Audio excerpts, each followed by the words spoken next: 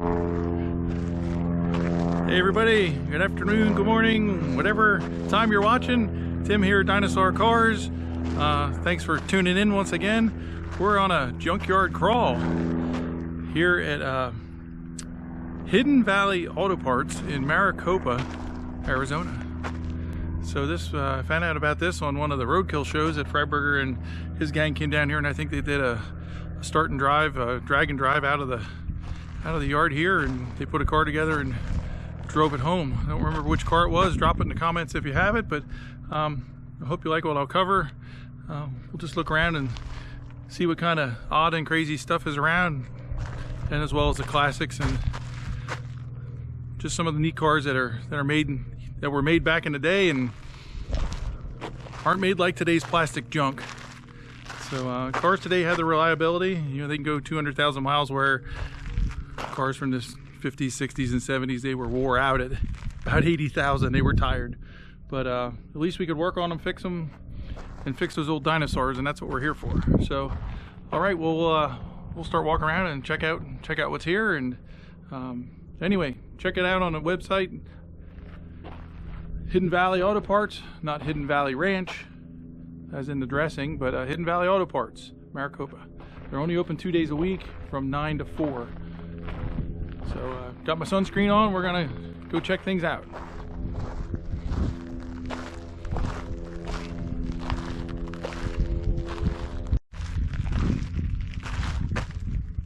That good old thrush muffler there would be cool on somebody's wall.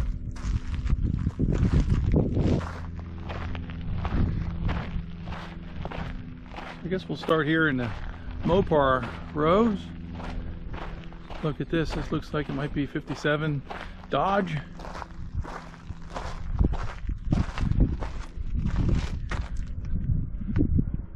Like I said when I visited Desert Valley Auto Parts, the metal out here in the cars is just, it's got surface rust, but it's still solid. The floors in these cars are always good, but just the sun eats up anything that is plastic or fabric, and of course rubber.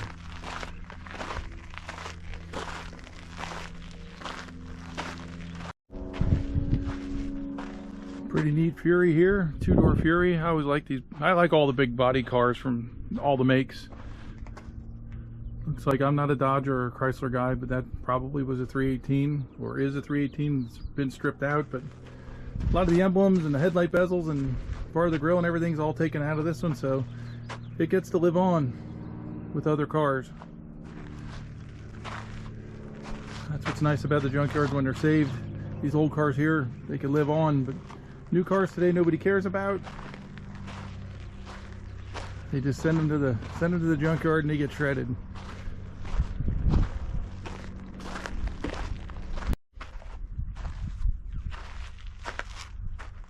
Oh, the front end of this thing is just beautiful.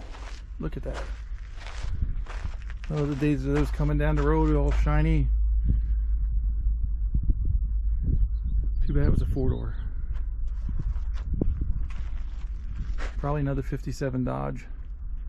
I believe back then, I think it was like 54, 55, they started, it was the Dodge 300A, and then say 56, the 300 was the B, 57 was the 300C, 58, 300D, and so on. So if you ever see someone list a car, Dodge 300, and then it has an initial behind it, you would count back the initials to get the A is when they first started the original 300 model number for that, and then like I said, the 300A, B, C, and so on.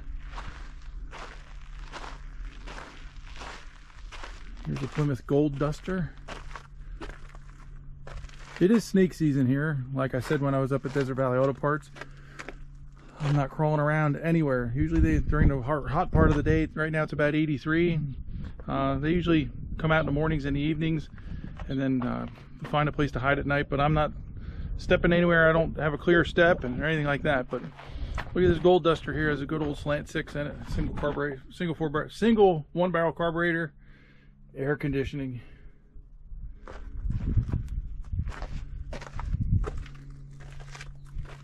Let's see if we can find out what transmission this had. I don't see any pedals in it, but oh, there's the column shift. Looked like it was automatic car.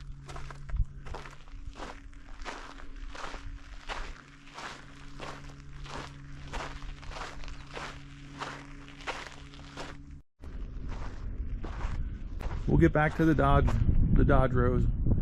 But this one was close. I thought I'd come over here rather than double track back. But you Dodge guys, Mopar people, don't worry. I saw this two-door Cadillac. It caught my eye. Look at that. Buick, Olds, Pontiac, Cadillac, Chevy, they all had their own brand of engine. And it was until probably, I don't know, 79, 80, 81, they sort of all started dropping off and went with the corporate blue engine around the 305. The introduction to the 305, it sort of started going in everything. Oldsmobiles were ended up in Trans Ams and all that in the late 70s. It was kind of crazy, but back in the 50s, 60s, early 70s, Buick, Olds, Pontiac, Chevy, Oldsmobile, they all had their own engine brand. Nothing was really interchangeable except maybe carburetors, distributor caps, things like that. But yeah, it was a great time in automotive history.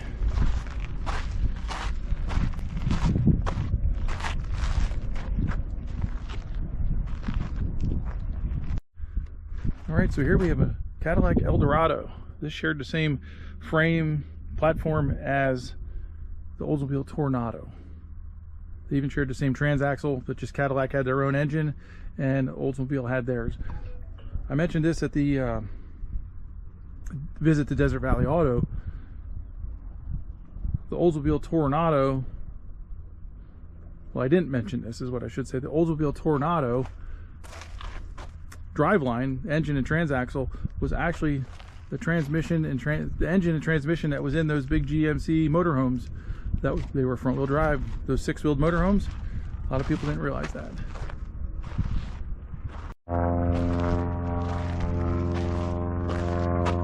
Do-it-yourself 440 Sport Coupe, Bumblebee striping, 70 Dodge Monaco, 2-door hardtop.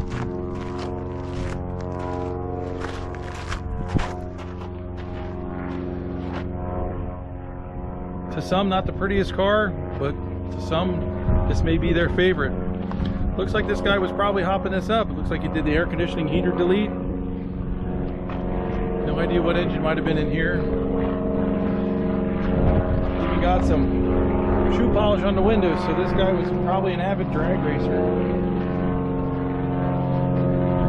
Out of state, inspected 5/17/2011. So maybe this car was abandoned. Ended up here. Sorry for the plane going overhead. It's towing a glider, so it's really grumbling.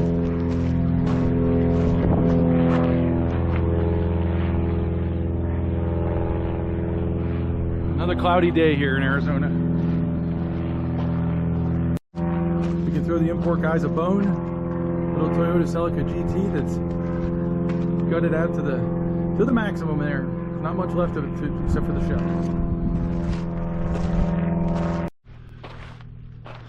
The old Pacer X. I don't know how much sporty they got to make a Pacer by calling it a Pacer X, and then it still has a 6-cylinder in it. So crazy thing about a Pacer here, see how wide the door is on this side. This is the driver's door. Pacer X probably had a better interior because I see that it has a column. It doesn't have the column shift, it has a console, bucket seats. So anyway, getting back to this, you can see the door size on this side. We'll walk to the other side.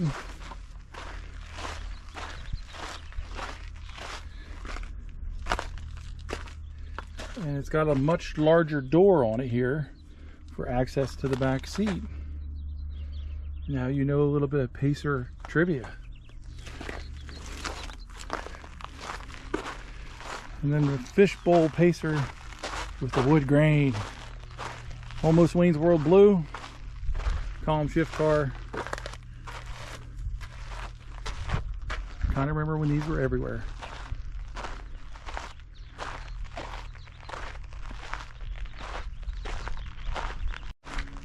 Pretty neat old school bus here. Looks like someone converted it into a motorhome at one time.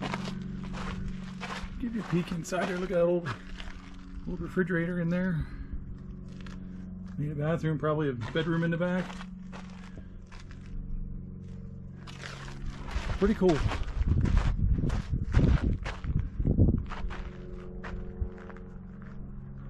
Old type of train up there that somebody made for probably parades and things like that.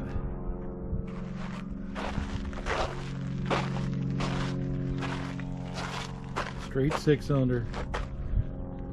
Probably went 2 gallons to the mile on a steep incline. 2 gallons to the mile.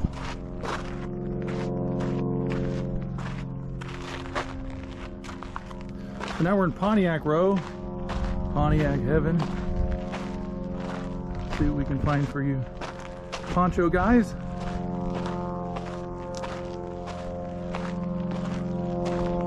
Names back in the 60s and 70s, cars were so neat. Pontiac Executive, this was probably a Bonneville, the executive options of that. Pontiac's always had that big wedge in the front bumper. You could just tell a Pontiac coming down the road just by the front end. Nice old 2-door hardtop here. Looks like it's an Electra. A lot of Buicks had aluminum drums in the front. I don't know if Pontiacs did or not, but some guys would swap them over. But the problem with some of these big body cars, they had a bigger bolt pattern than like the Chevelle or the Camaro, so they weren't really that interchangeable. There's a big old Wildcat. Give a shout out to my buddy Jason over at Poor Man's Rod Shop. Check him out on the old YouTube. He has a tubbed out Wildcat of this same body style. We'll give him another plug a little bit later.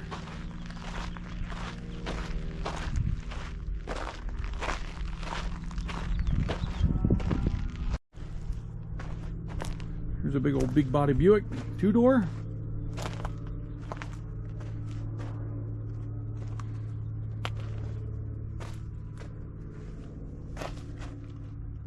This one on the other side got picked apart pretty good.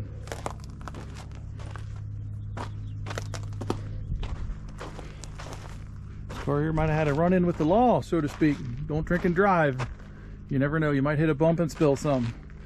But no, not to take drinking and driving lightly. Don't drink and drive, but just thought I'd make a little bit of fun there. Here is a Buick engine. Again, they were its own breed back then, so they were all a little bit different. Still engines, but they were different. So you had to know what you're doing if you tore them apart, because if you didn't know how to put them back together, you had to take to somebody. Here's a picked apart Skylark. Stopped here especially for Riley over at Riley's Petting Zoo and Junkyard on YouTube. Check out that engine, aluminum rocker arms on a shaft. I never really dive into Buicks other than doing some water pumps and timing chains, but really never recall ever seeing that, because I don't think I ever had the valve covers off.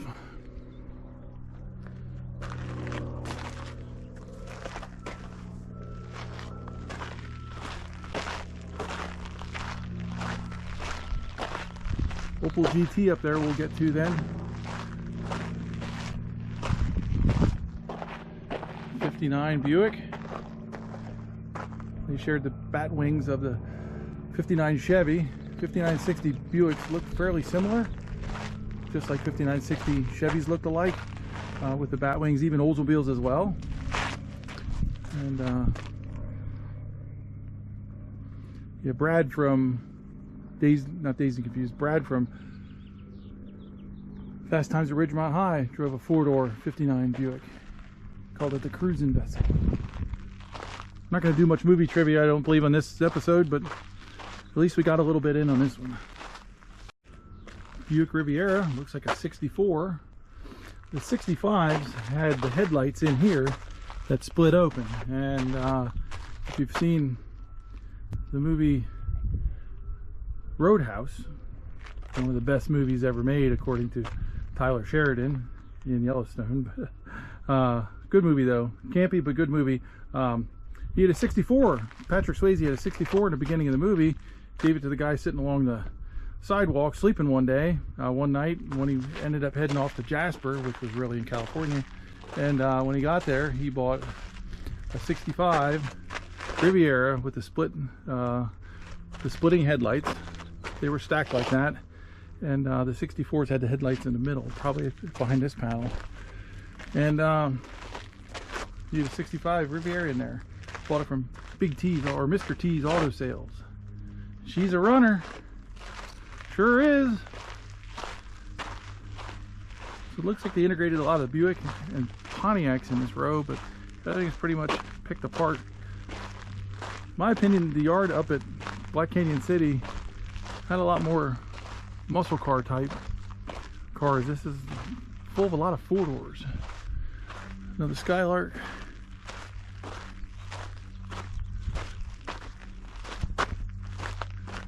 And here's a Buick Roadmaster. They made these from, they shared the same body as the Buick and Oldsmobile shared the same platform and kind of had that bubble body as the Chevy Impala, which came out I think '89 in this style. But I don't know exactly when the Roadmaster and the Oldsmobile had started with the big bubble body like this, but I know they went up until '96. I believe the Oldsmobile was only offered with the 305, and they didn't run as many years as the Buick. Cadillac also had this big body style too, the Fleetwood. But they all shared the 350 engine, and I think in '95, but I definitely know in '96 because I had one, they actually shared the LT1 engine. And I had a '96 and I had a '92. And the '96 ran really good with 350 in it. The '92 had a 350, but the '96 was much better. It had a, I believe that had a 342 rear posi, and it would lay rubber pretty good. It even burned second. So I don't know where those cars ended up. I sold the '92. It had about 89 or 90,000 miles on it, and the '96 was over 100, and that went to Virginia. So then right aside of this is an Oldsmobile Tornado, like I said earlier. Shared the same transaxle as the Cadillac Eldorado. This is an earlier one with the flip-up headlights. I think these started coming out in '66.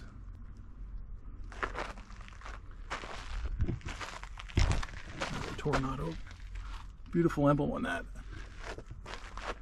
These cars have definitely really been picked apart. Marty at Useful Entertainment, I'm plugging a lot of my YouTube buddies here. He actually rescued a couple of these for another YouTuber. I don't remember the name, but I think they might have some interest if they see these.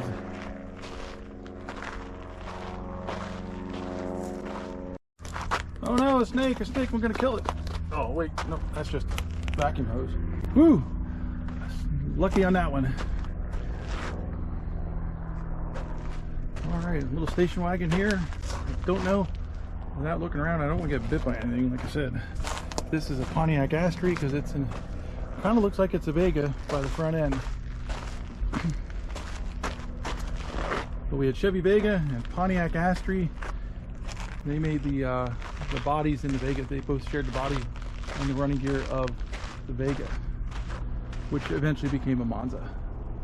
That didn't become a Monza, but that's what took its place later on. After they ended the models of the Vega, they went to Monza.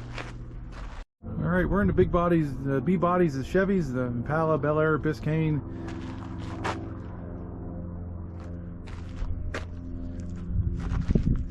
These here were 4-doors.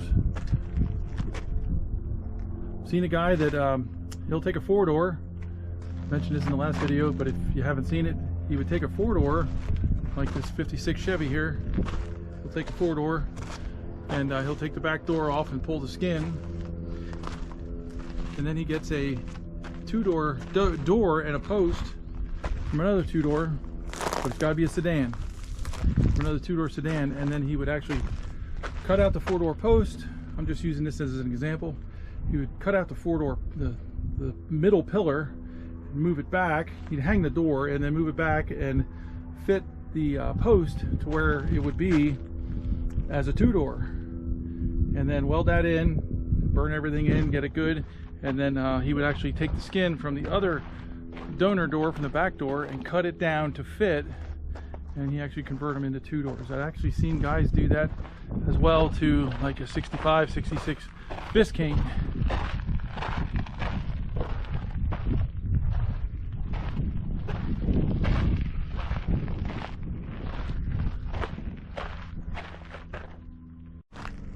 Buick Electra that's picked out pretty good.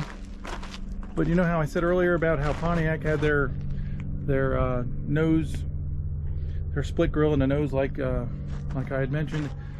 Buick always had the 3 or the 4 portholes, as some of the old guys called them, or bullet holes on the side fenders. So you see those sold at Wally World and O'Reilly, Advanced Auto Parts, or some people say Advanced with a D on, even though there's no D on the end. They'll sell them at Advanced. Those glue-on fender portholes or bullet holes, whatever. You see them glued on by every lowrider guy now. They actually started with Buick.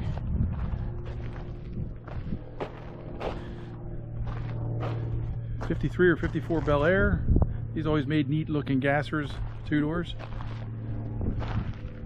Disco Nova.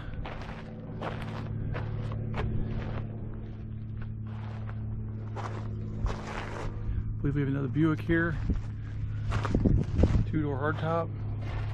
Neat car. Neat old car. Holiday.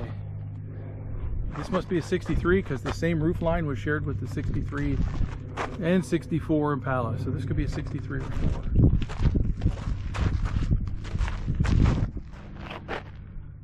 Looks like we had a 2-door sedan Tempest back there. Cut up pretty good, so those body parts got to live on somebody else's project. Ah, the old 60 Chevy. I have one that I've owned since 1985. It is a Bel Air, a 2-door sedan.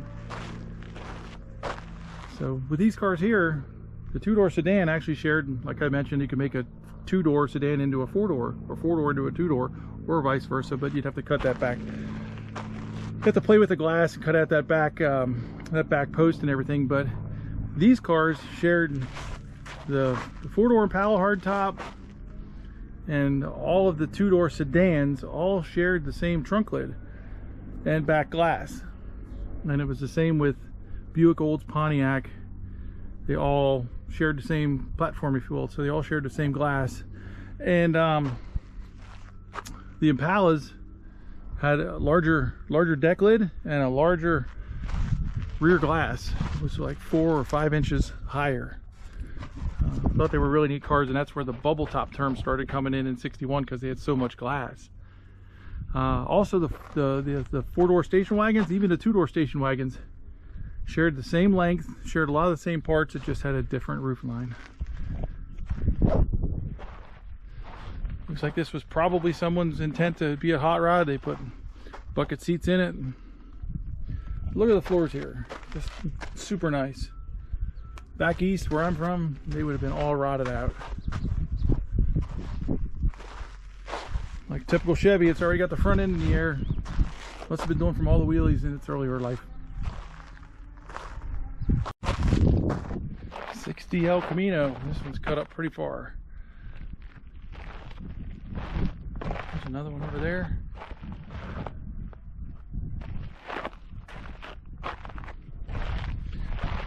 These always had a lot of rot behind the back window, which of course then rusted out the floor. This one really got cut up. The roof and everything's gone.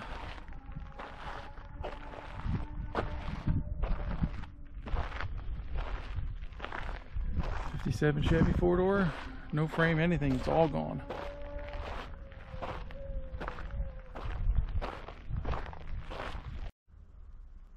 Well, this is about as far as I want to get to that car, but that's a 73 on up, Malibu Colonnade body style. Looks like another 60 El Camino here. With the stripes on there, it looks like that might have been a pretty fancy one. Alright, let's risk it. Curiosity is up. We'll just stay away from these hoods. You never know what's lying under there.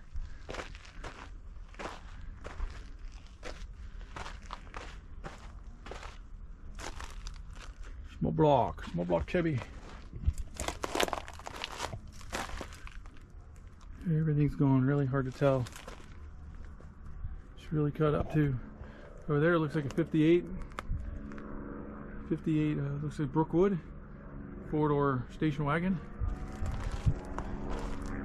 58s were kind of a one-off year. 59 and 60 shared a lot of the same items as far as like glass, the whole underside, dashboard, a lot of the interior is the same other than the fabric.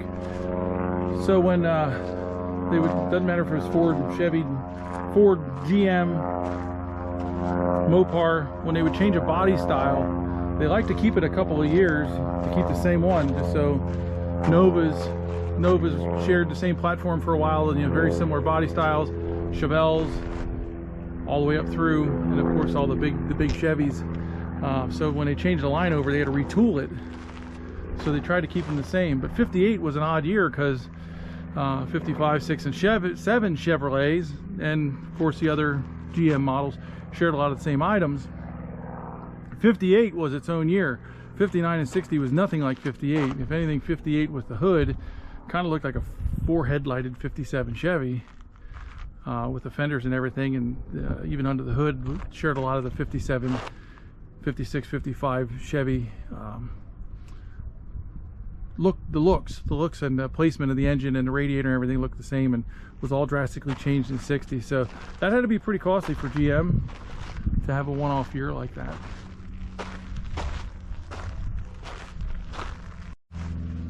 Here's a 59 Chevy, just because we get a good shot in the side, just so you can compare, because I showed you a bunch of 60s.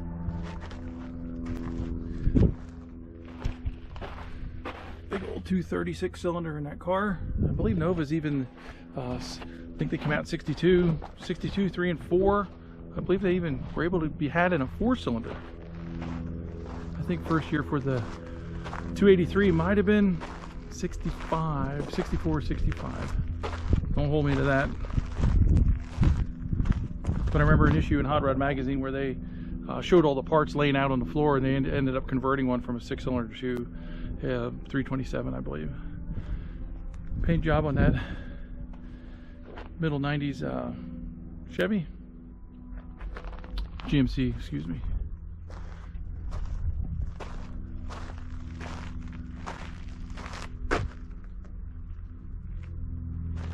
Novas, Monte Carlos.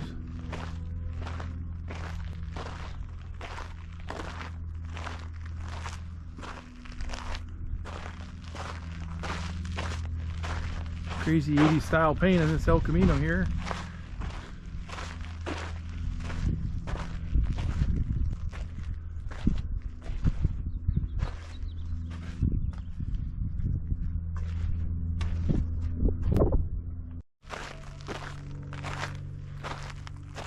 In case you haven't seen it, the El Camino, I at least know from 68 to 72, and probably even onward, the El Camino and the station wagon shared the same frame and front end. Chevelle was totally different. Even though they looked the same, they shared the same grille and bumpers, but the fenders, hood, and frame were only compatible to the El Camino and the station wagon. So I'm sure out there's a guy that went to a junkyard and thought, oh man, my Chevelle's wrecked, and he bought the front end off of it, didn't ask, and it didn't fit. Same way with the frame. I had a friend that had an El Camino, and I had a Chevelle wagon that I was going to run a demo derby, and he ended up having a big Chrysler. We swapped cars because he needed the frame, because the frame in the El Camino was rusted out. So that big Chrysler did a whole lot better than the Chevelle wagon would have. So here's a 68 or 69 Chevelle. By the grill, it looks like it's a 68. Lots of Bondo body filler in that quarter panel.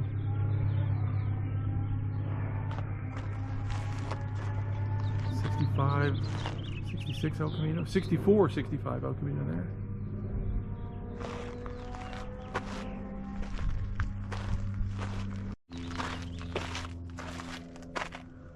Don't know if it's a Roadrunner, but it's probably a Satellite.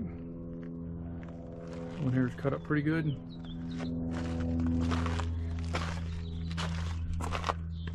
Wow, Roadrunner car. At least, if not, it had the sticker in it. Right there.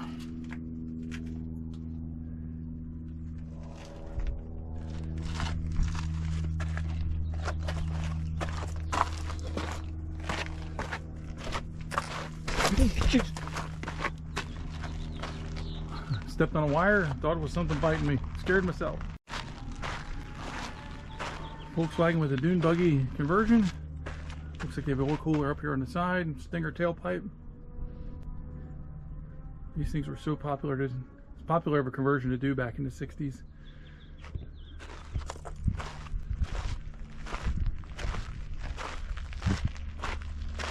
Looks neat with that little visor on it. J.C. Whitney used to sell all kinds of different front ends for these. The fenders. They used to have like Rolls Royce hoods and hoods to make it look like a 40 Ford. But he was putting lipstick on a pig. It was still a Volkswagen.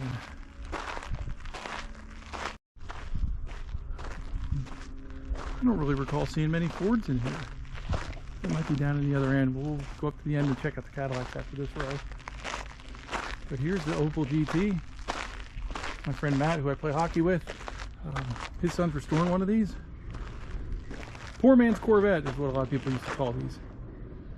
Opel was made, I believe Opel was made in England, and then these headlights, they flipped over. They didn't pop up. They were like doors, and they flipped sideways.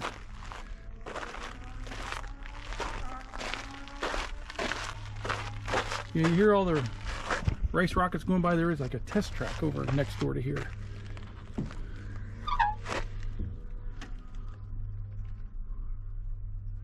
Somebody somewhere is probably looking for those little center caps.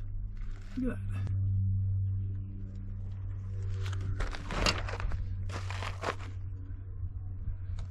that. Sun just eats everything up, but the body is good.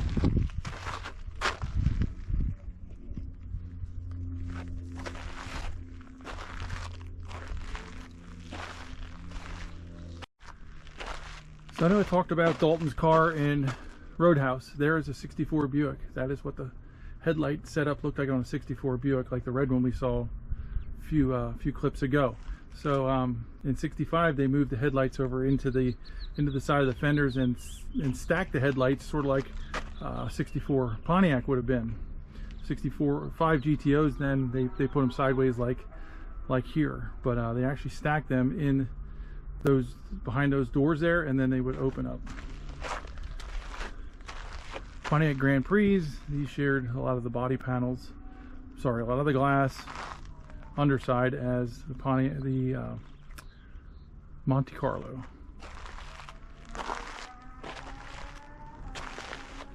Just throughout the years they went from single round headlights to the stacked headlights, just like the Monte Carlo did. Nice two-door sedan here. Looks like a 62 Olds Cutlass, if I'm right. Aluminum engine. Look at that.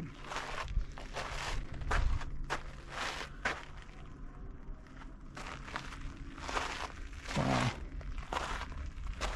Pretty cool. Oops, 62 Cutlass. That was a good guess for me. Wow, that body is really nice.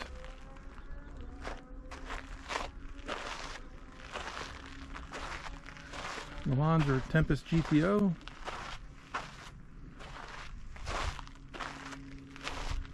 I was going to head up to the Cadillacs, but these Pontiacs here have my interest.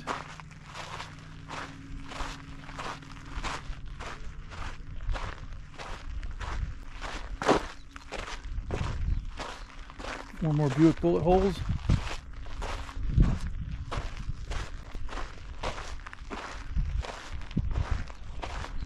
Buick Estate wagon. Here's a Riviera.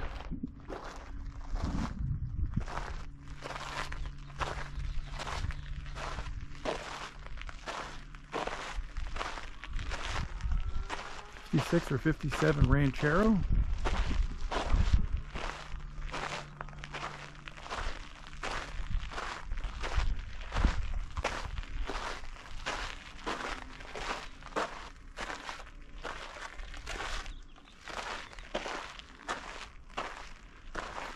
This has the exhaust, the tailpipe is tailpipe extension for a Roadrunner. Can't you tell?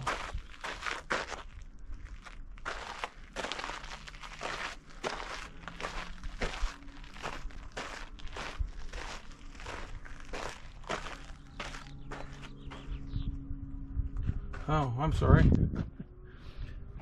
Super B. Wow, will you look at that wheel? Probably looks like an old Keystone. 70 Coronet is what is written on the roof here, so that was my bad. I'm not a Chrysler guy.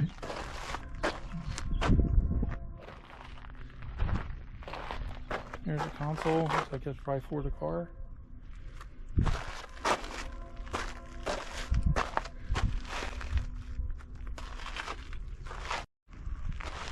Any of you guys watch Roadkill and you think, oh, I'll buy a motorhome and pull the 454 out of it, or 440. You can't find many junkyards that want to take RVs, motorhomes. They don't want them because it ends up costing them more till they tear it apart and get rid of the junk, the stuff that's not really usable. A lot of the auto shredders call it fluff. You know, would be like the foam, the seats, the dashboard, all that junk after it separates the metal. So this has a lot of extra debris in it from the wood paneling and all the structure inside, the glass. So they don't make anything. They might weigh a lot, but there's not really a lot to be recycled in a motorhome. So be careful if you're going to do that. If you think you're going to get that big block of some sort, stick it in your car and hang a turbo or something on it, or put a big cam in it, good heads and a bunch of nitrous, you're going to have a problem getting rid of the car. I'm sorry, getting rid of the motorhome, the RV itself. Another Chrysler I saw that I didn't record earlier. This is probably one, I believe this is one of the 300 models that had the letter behind it. So I'm not sure what year this one is. Maybe we'll find it somewhere on the car, but this is probably one of the 300s. If I had to guess, this might be 57. Wow, I was way off. 1960 Chrysler two-door hardtop. You know what, I did film this one because I remember a comment about the floors and how good the body was yet.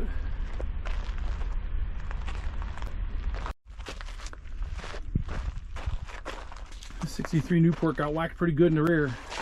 I used to run demolition derbies like I mentioned earlier, and to prevent a car from folding down in the back like this, Fords were like notorious for it, because the frame rail on a Ford was a lot closer to the center line of the axle here. You can see that this Chrysler, that the frame is high. I mean, I realize it's jacked up and the rear's hanging a little bit, but the frame is much higher than it is on a Ford. And a lot of times I'd see a Ford get 2 or 3 hits to the rear and maybe blow a tire, and they just couldn't move because it looked like a cat that got hit by a car and broke its back, you know, and then it just drug its feet around, so they couldn't move. So what we would do is we would actually notch the frame in the back, and then we usually tried to take a piece of heavy equipment if we could find somebody that had a backhoe or a front end loader, and we'd press on it right here, right before the trunk, and try to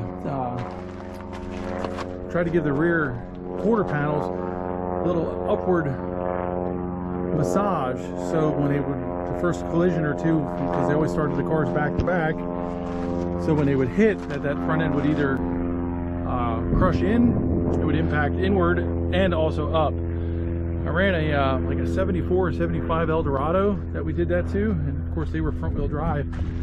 I could not see out the back. The back end, I should find that picture sometime and share it, but the back end of that car was up so high, it was as high as the back glass. I could not see out the back. I had to hang my head out of the side and looked like a locomotive engineer driving a train, you know, operating a train. So yeah, it was something. So just a little bit of dumbness I thought I'd give you. All right, you Ford guys, you can stop holding your breath. We got over to the Ford section. Here's a Fox body.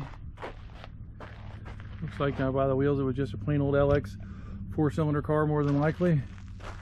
By the front end, I think that's an 86. I think it looks like a trunk model. I always like the trunk models. Just like the 2-door sedans in most cars, I always like the Ford LX trunk models. And it is a trunk. And 86.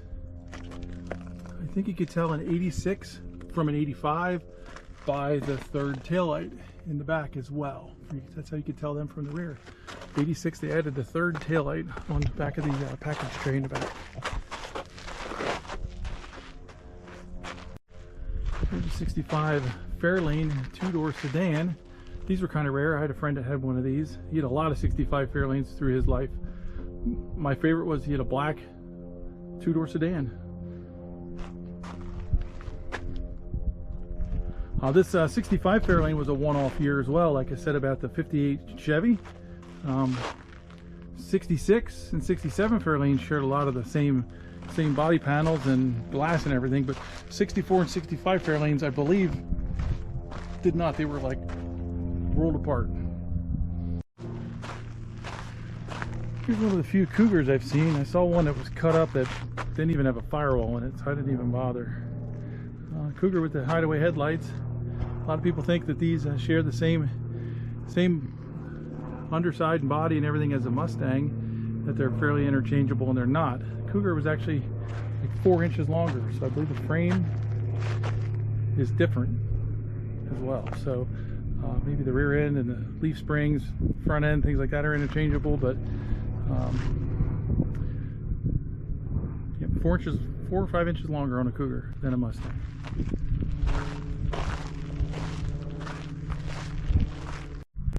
Here's another Fox body. It says it's a GT. It looks like it might be an 83. 83 GT. Some happy kid drove that off the parking lot, brand new 1983. Went and showed all his buddies. Hey, look what I bought.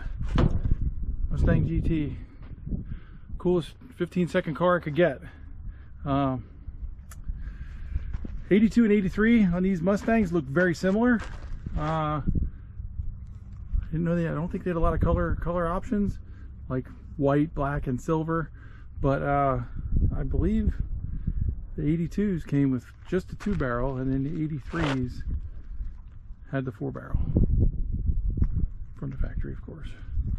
Looks like this one had a custom hood. It's got a see-through hood now.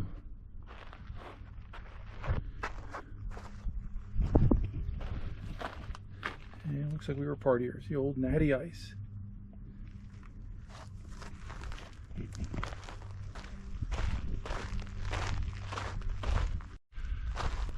Well, that about does it for our junkyard crawl here at Hidden Valley Auto Parts, Maricopa, Arizona. If you need anything, give them a call. They don't let you pick anything off yourself. If you would come here, if you're local and you come here and you want to look around, the owner, they're open Thursdays and Fridays. He's more than happy to let you do that. But if you need something taken off, you can't bring tools in. They have to remove it. But they do ship. They could ship for you and everything like that. Did want to shout out to my buddy Jason over at Poor Man's Rod Shop. Got a shirt on today. He has a pretty good Facebook page called Burgers and Burnouts. Burgers and Burnouts. And the show is just that. It's once a year, it's annual, it's held in Lancaster County, Pennsylvania, and they get several hundred cars, and they do they have hamburgers. Usually those are all donated. It used to be for a church. It was for a great cause for a church there. Then they changed pastors and they didn't want to do it anymore, so they had to move it. So but then they'd have burnouts all day long.